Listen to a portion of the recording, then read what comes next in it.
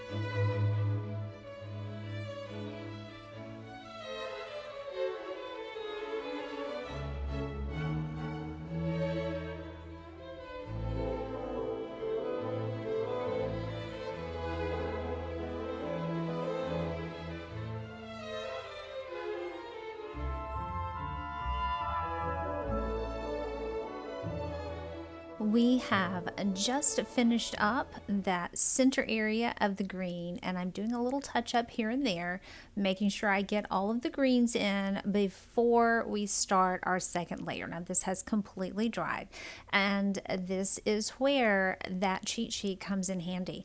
I am using the yellow ochre, and remember for the greens I used yellow ochre and then the permanent sap green, and that got the nice layer, base layer of the yellow green on all of that greenery in the middle and along the side. Now I'm bringing in the Payne's Gray. And the Payne's Gray, and I do it a little bit. You're going to say, why did she do that when she's going to mix it all together anyway?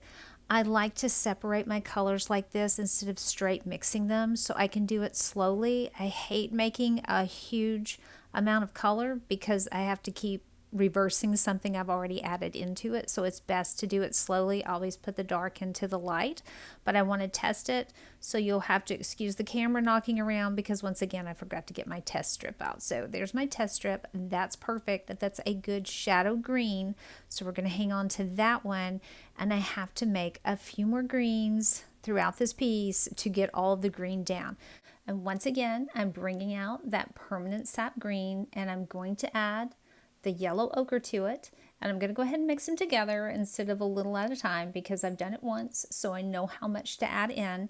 The reason I'm making another green that shade is because my base layer, you know, when you're adding the watercolor on as it dries, it gets lighter, and I need to come back and freshen up some of those colors and make certain that they are as bright as what she had on her piece. You'll also notice that some of the areas on those green leaves have no color. You'll see the paper showing through. She did that as well, and I tried to be consistent with the areas where she had left colors open, but again, it was so complicated because there are so many. I really admire her work.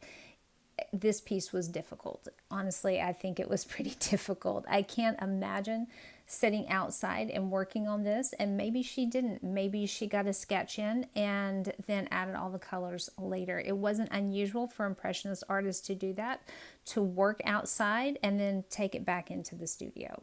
So perhaps that is what she did. One thing you will see me doing in this, you can see I'm adding that yellow green into the leaves, and then I'm touching that more blue green, the last color I made, and dropping that in there as well. You will see that in her pieces. I did a study of an onion that she did. I don't know the date on that one, but that's been several videos back. It'll be in the list below. And this was a technique she used. The color is on the paper, and then she added another color on top and just allowed them to kind of mesh and flow together. So that's a technique a lot of watercolor artists use. It's not a new technique, but it's one that she combined with other techniques like her layering in this video. So I'm going to be quiet and let you watch me layer my greens here. I'm going to hop back on in a few minutes, and we're going to talk some more about a special color I'm making that's going to take us through the rest of the piece.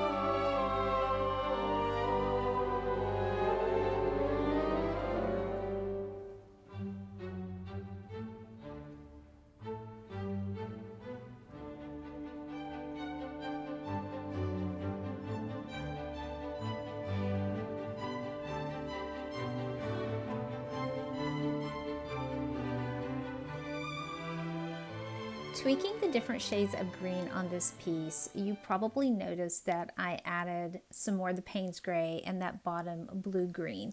And that's one of those colors, as I was mentioning earlier, you have to add it to the side and then slowly work it in, because sometimes I will forget and I will touch that Payne's gray and then the entire color becomes Payne's gray. It's a very strong color. I have to also add some burnt umber. I don't want to mix it with any colors. Instead, I'm adding it on top of these leaves, and they are not completely dry, so it's allowing me to kind of mix it right on the paper. It's almost like layering, but it's still a little wet, so it's allowing me to blend that in with the greens underneath. And I will do this throughout the piece. Sometimes I won't even wash my brush. I won't wipe it off. Sometimes I don't use water on it to clean it. I'll just wipe it on the rag. And other times like this, I'll go from the brown straight into that shaded green at the top.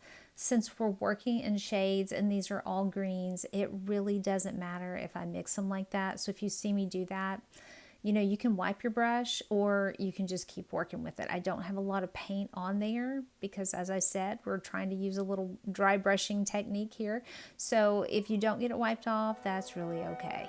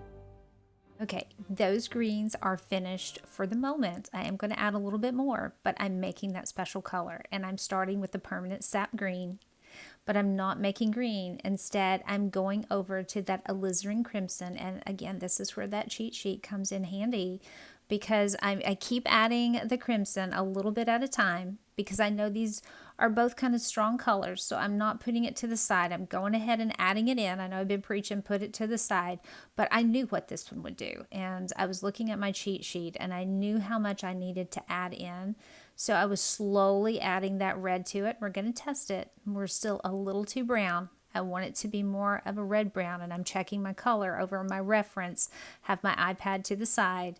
Now this one looks just about perfect, and this is the color that will take me through the rest of the piece as far as my shadows go. And that is a wonderful red-brown color. So we're going to start over on the left-hand side of the paper in the background. And I'm doing little patches of color, just like an impressionist artist would. And you can see that it is that reddish-brown color, because what is underneath it is just the tea. Now let's move over where we have the black, and we have a completely different shade. Do you see how layering can work in a piece? And we're using the same color. Now I'm going to move down. There was some black in here, but it was mainly Payne's gray. And again, I'm using patches of color. I'm not using the dots and dashes like I talk about in my other pieces where I'm doing impressionist work, but I'm putting patches of color in, quick movements, just little juxtaposition colors, and you can see that layering as we move to a different color we're layering on top of.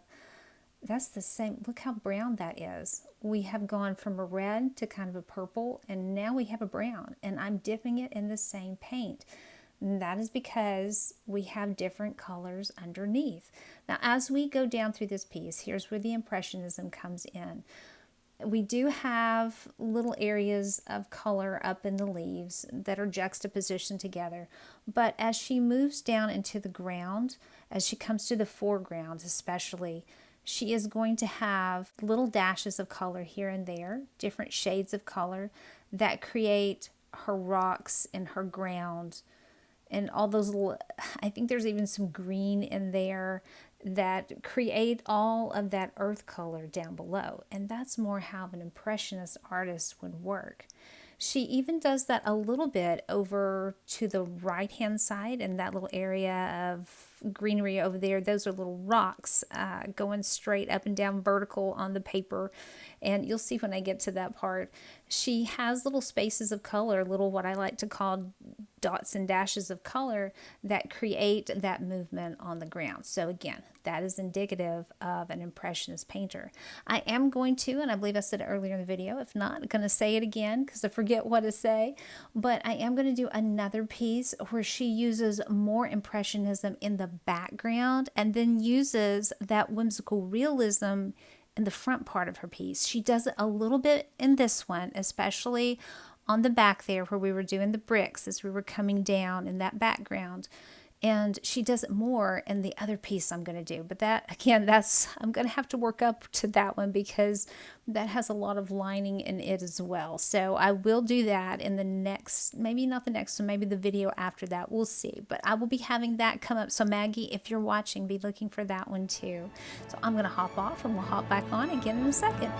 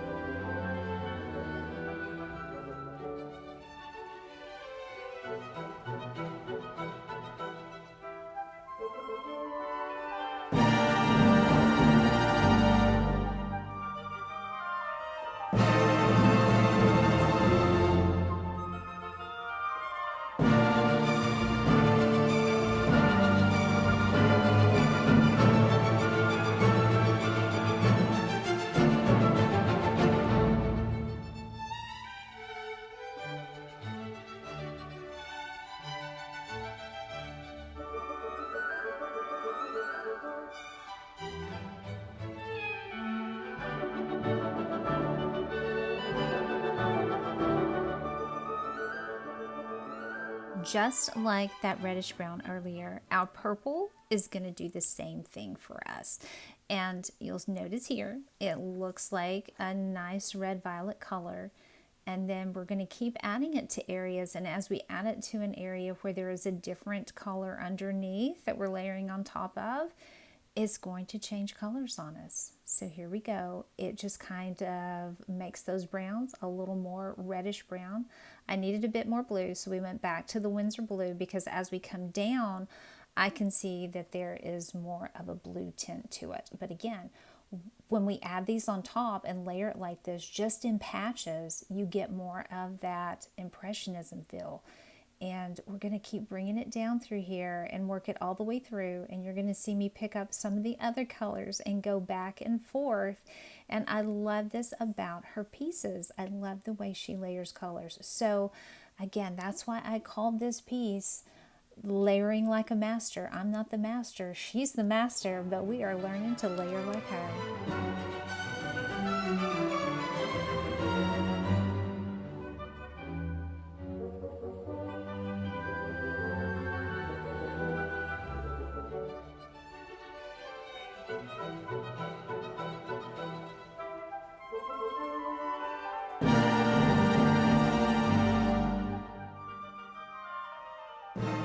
We are going to work a little more on the ground, and I'm making some of that original yellow-green, and I like to call this breaking the rules. And I studied her piece in this area, and I kept looking at it. I zoomed in, and I wish I had the piece right in front of me, but it appeared as if, even though she already had that dark down, she came back with that lighter yellow-green and put it right on top. So she layered and she broke a rule, because every time you're thinking about watercolor, what you hear as a rule is put the light color down, then start putting the darker colors on top. This broke that rule, and I tried it and it looked like her piece, in my opinion. And the rest of this I like to call mix all of your greens together to get the shade you need. So you're going to see me take some of that reddish brown we made at the top and mix it down below, and I just took both of my greens down below and mixed them together. I just want a different variety of greens in here, and so that's what I'm doing. I'm taking that Payne's gray, again, putting it to the side and adding it slowly. I need a little more blue here and there, but I don't want to add too much. So we're just going back and forth with these colors to finish this piece up.